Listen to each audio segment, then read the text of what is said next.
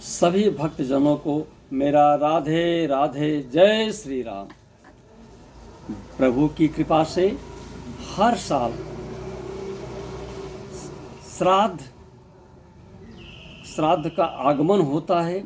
यह श्राद्ध अश्विन मास के कृष्ण पक्ष से शुरू होता है और जिसका तो पूर्णिमा पर देहांत हुआ रहता है तो उसको पूर्णिमा पर ही श्राद्ध करना चाहिए।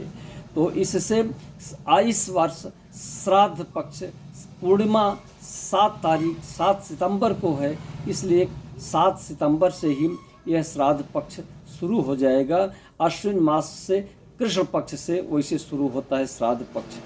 अब रहा ही बात, हम इस वैज्ञानिक युग में रह रहे हैं, तो लोग कहते हैं कि वैज्ञानिक युग में रहते हुए हम श्राद्ध क्यों मनाएं, किस लिए मनाएं और क्या इसके फायदे हैं। तो मैं भक्तजनों को सूचित कर देना चाहता हूं कि कितना भी वैज्ञानिक युग आए, लेकिन धर्म शास्त्र से वैज्ञानिक युग हमेशा पीछे ही रहा है। जैसे कि कई खोज जो हमारे शास्त्रों के द्वारा हुआ है, तो विज्ञान तो बाद में आया है। धर्म का, शास्त्रों का लिखना पढ़ना बहुत पहले से शुरू हो चुका था।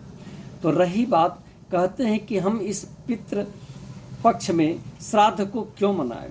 तो जिस परिवार में जिसमें पितृदोष लगता है, जिस राशियों को पितृदोष है, तो उसको अश्विन मास में कृष्ण पक्ष से श्राद्ध को प्रेम पूर्वक मनाना चाहिए।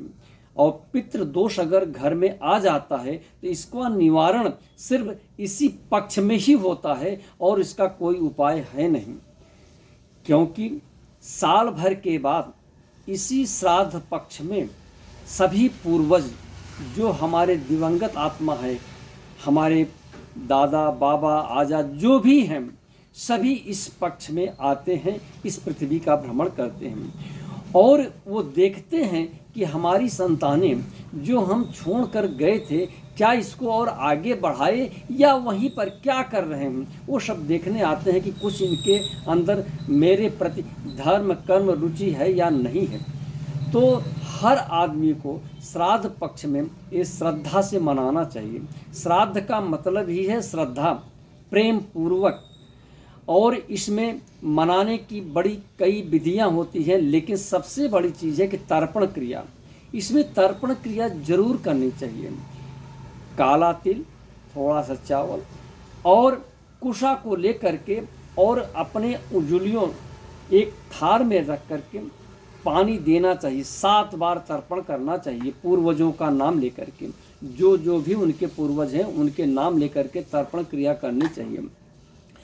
और उसके बाद मत्था टेक लेना चाहिए कि अब मैं आपको तर्पण कर रहा हूँ, हे पिताजी, हे दादाजी, जो भी हम सबको, ये नाना पर नाना तक जाता है, इसलिए इस मुंह को प्रणाम करें और प्रतिदिन ये क्रिया तर्पण क्रिया करें श्राद्ध पक्ष में।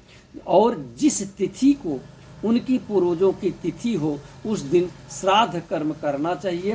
ब्राह्मणों को बुला करके उचित पिंडदान, उचित दान दक्षिणा उनको देना चाहिए। और दान का महत्व भी एक श्लोक में लिखा है कि एषां न विद्या न तपो न दानम ज्ञानम न शीलम गुणो न धर्मम ते मृत्युलोके भूय भारभूता मनुष्य रूपेण मृगाश्चरन्ति। तो दान का बड़ा ही महत्व है।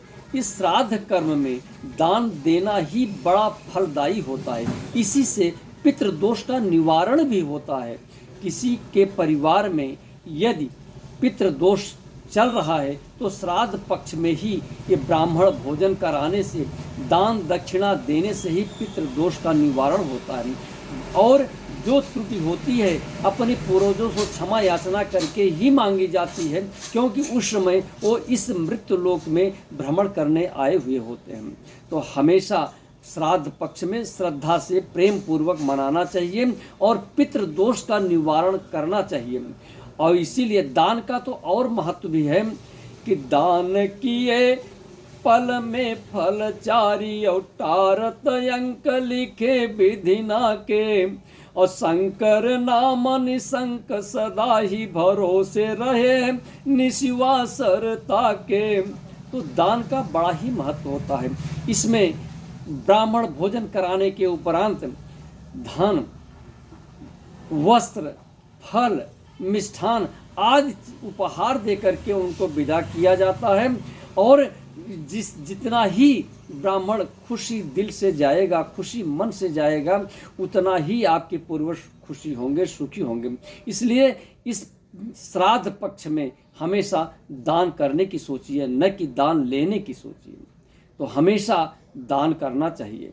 और दान भी तभी होगा कि प्रथमे नार्जितम विद्या, द्वितीये नार्जितम धनम, तृतीये नार्जितम पुण्यम, चतुर्थे किम करिष्यत्।